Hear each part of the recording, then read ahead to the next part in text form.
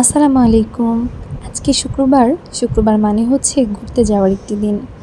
নিজেদের জন্য ঘুরতে না গেলেও বাচ্চাদের জন্য বাইরে যেতে হয়, কারণ তারা বাসায় থেকে একদম বোর হয়ে যায়। তাদের বাসায় আর ভালো লাগে না। বিশেষ করে ইজহান, সে তো বাইরে ঘুরতে খুবই ভালোবাসে। তো এই জন্য আজকে আমরা চলে গিয়েছিলাম গালা রোডে মনতলা। এখানে নতুন একটি রেস্টুরেন্ট হয়েছে।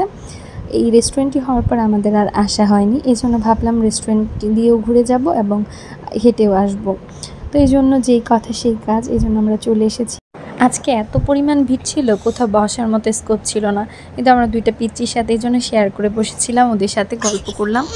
তারপরে চলে আসলাম আমরা নতুন রেস্টুরেন্টে। এটা খুব সুন্দর করে সাজানো চারদিকে, এবং ছবি তোলার অনেক সুন্দর সুন্দর প্লেস ছিল, কিন্তু এত পরিমাণ ভিড় ছিল যে কোথাও দাঁড়ানোর মতো জায়গা নেই। মনে হয় টাঙ্গাইল শহরের সব মানুষ এখানে চলে এসেছে।